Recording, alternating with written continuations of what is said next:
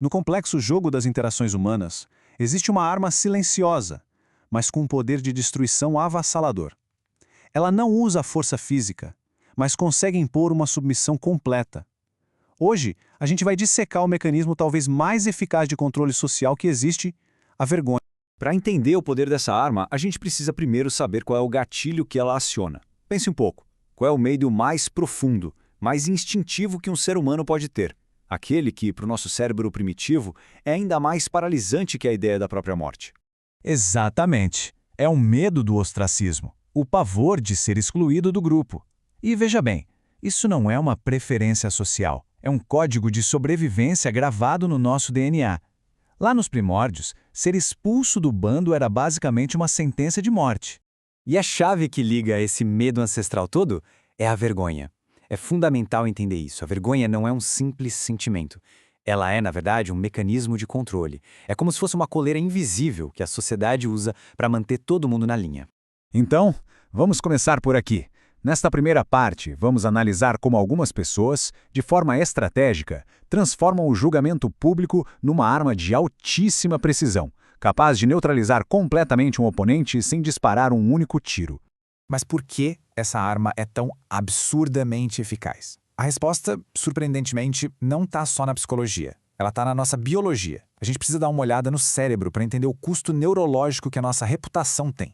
É que o nosso cérebro ainda opera com o software dos nossos ancestrais, sabe? Para eles, a tribo era tudo. A sobrevivência dependia 100% do grupo. Ser expulso não era só uma rejeição, era ser deixado para trás, para os predadores. E esse protocolo de medo extremo continua ativo dentro de nós, prontinho para ser explorado. E é aqui que a coisa fica séria e abre a porta para a manipulação. A neurociência já confirmou. A dor da exclusão social, da vergonha, ativa os mesmos circuitos neurais da dor física. Ou seja, para o cérebro, um insulto bem colocado dói tanto quanto um soco. A dor é literal.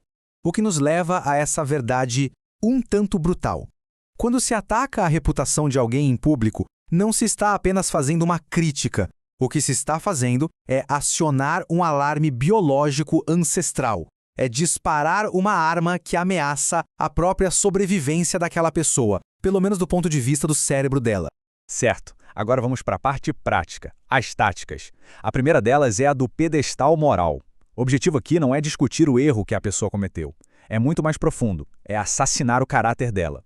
A jogada é tirar o foco da ação e jogar toda a luz na identidade do alvo. A execução precisa ser cirúrgica.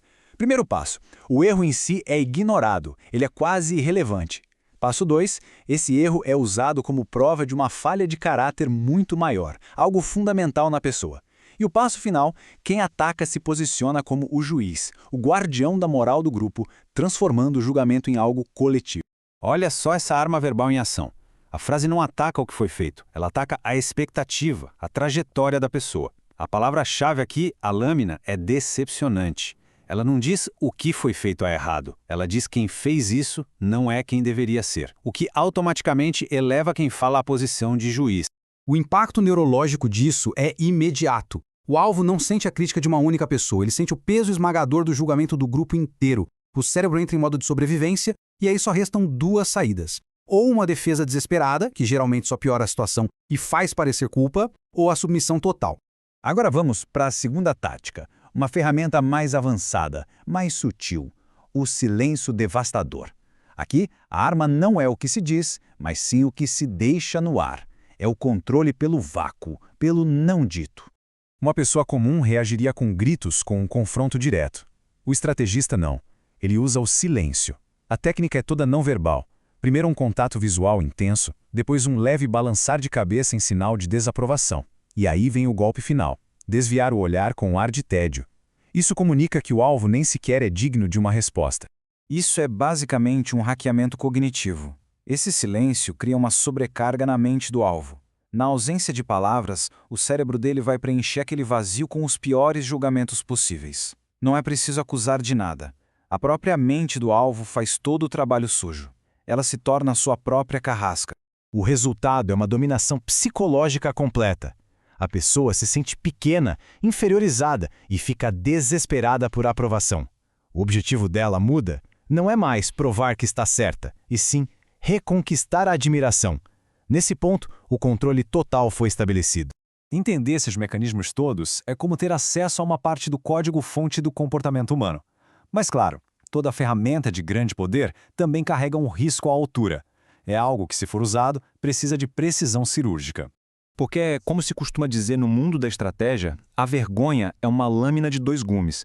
Se for usada do jeito errado, ela não só falha em controlar, como pode gerar um ressentimento profundo, que lá na frente pode se transformar numa retaliação bem séria.